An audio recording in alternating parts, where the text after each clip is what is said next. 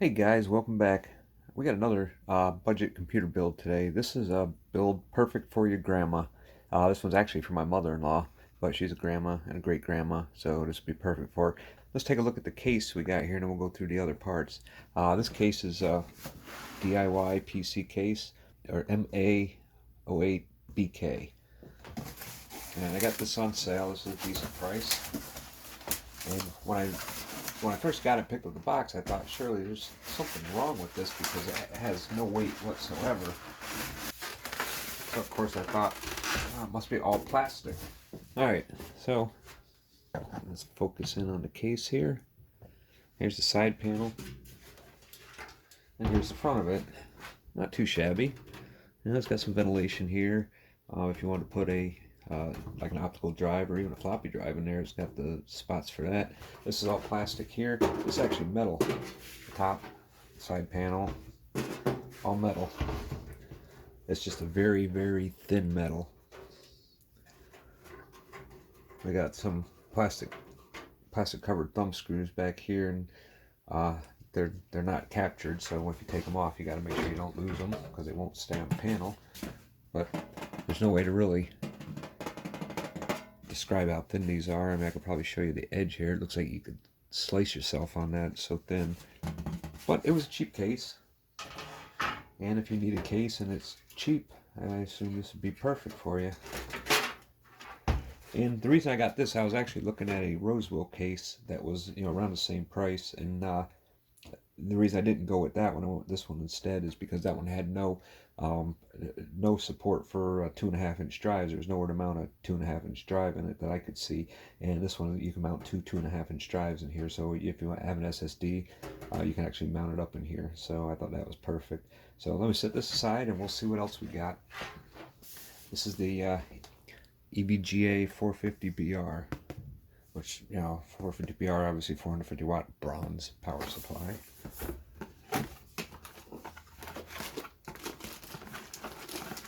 And this is not a modular power supply, but the price is right, and the cables are all sleeved. You don't have your red and yellow wires, even at the end where the sleeving stops, all the wires are black. And basically, I mean, it's a decent 450 watt power supply for, just about any budget build you're going to do. It has everything that you need. Your CPU connectors, two 4-pins there, and I believe it's got two 6+2 PCI Express connectors. There's one, yeah, and there's the other. So plenty of connectors for any budget build you plan on doing. All right, next up is motherboard. An AM4 motherboard I don't normally use, but got a good deal on this one, and for the use it's going to be, this will actually be perfect. This is a ASRock A320M HDV revision 4, and it's already got the BIOS flash for Ryzen 3000. So let's go ahead and open it up and take a look at this. And the only thing that concerns me about this one, anytime I buy, like a lower price ASRock board from Newegg, the outside is never wrapped on them. So let's take a look at what we got inside here.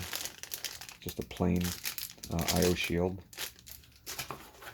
Got our book with our driver CD. Woohoo! And we've got our SATA cables. And a screw. And the motherboard.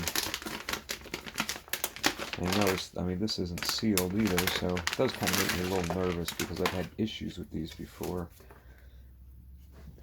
And there's our motherboard.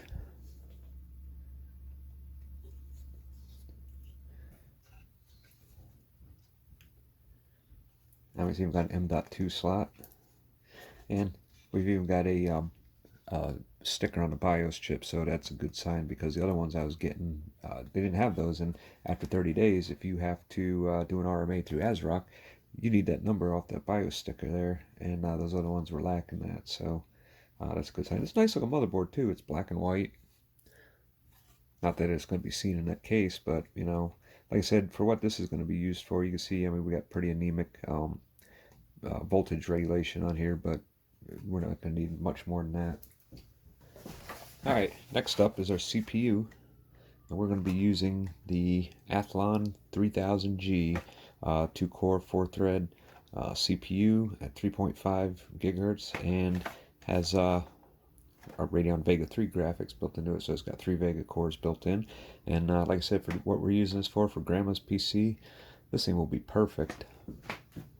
And another thing that we need for Grandma is some RAM. So we didn't skimp too much on this. We've got G-Skills Aegis DDR4. This is 3200 C16. So that will work out perfect. And we've got an SSD. It's just a 256 gigabyte Silicon Power 855, which I use these all the time. I mean, you can't beat the price on these. This one I didn't get on sale, unfortunately, but still, it was under 40 bucks, so I can't go wrong. So let's go ahead and get everything opened up. We'll start building this for her.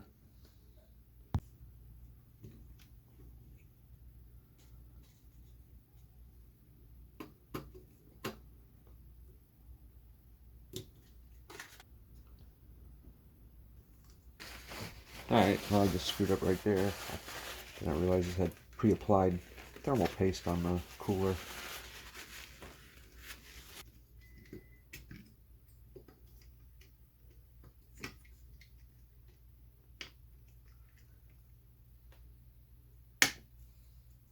Alright, definitely some budget RAM here. This is not a heatsink on here at all. This is just a sticker.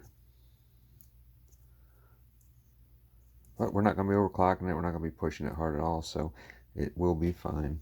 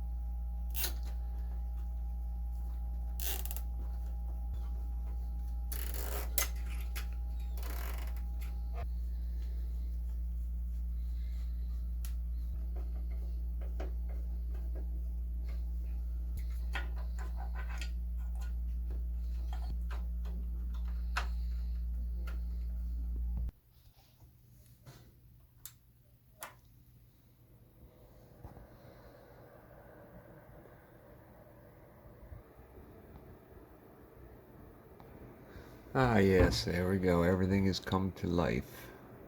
And it's got that wonderful odor of tariffed goods from China. But it powered on, so let's go to phase 2.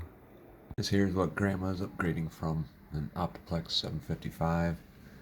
I believe it's got a Core 2 Duo in it and an 80 gigabyte spinny disk, so I'm not sure how much RAM is in there, but probably not enough for Google Chrome, so. Alright guys, so what do we think of Grandma's computer here? Got it all done, all loaded up.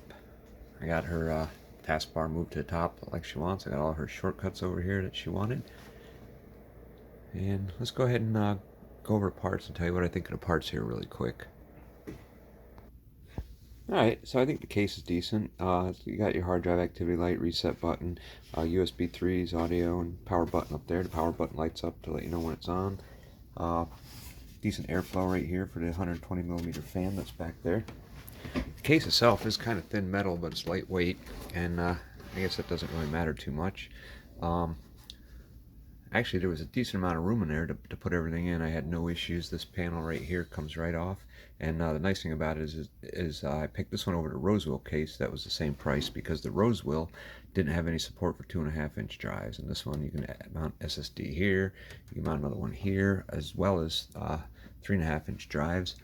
And then back there, there's also 2 more spots where you can mount SSDs. But like I said, plenty of room on here if you had any cards to put in here, like you want to put a graphics card or anything in your Wi-Fi card, you would have to twist these out. They're not screwed in, so they would twist out and then snap off, and that's how you get your card in. So that's pretty typical of a cheap case. It does have one 5.25-inch bay here, which is perfect for tucking all these wires into, and then you can hide the rest back here and pretty much keep it pretty clean looking. And the whole thing's painted black, big old made in China stamp on it right there. But yeah, I mean, it's a decent case for the price. I mean, I'll go over prices and everything at the end here, and what this whole system costs. Now the motherboard, I think the motherboard it's an A320 ASRock board, so you're not going to be putting an 8-core in there and overclocking it. But for this 3000G, it's perfect. 2 DDR4 slots, so we got 16 gigs of RAM in there. Your audio inputs, 4 USB 3s, gigabit Ethernet, HDMI, VGA, and DVI out, and then you've got a PS2 port and 2 more USB ports up there. So you've got your whole plethora of ports on the back, everything that you need. M.2 slot if you want to add an M.2 drive to it. So yeah, the motherboard was well worth it.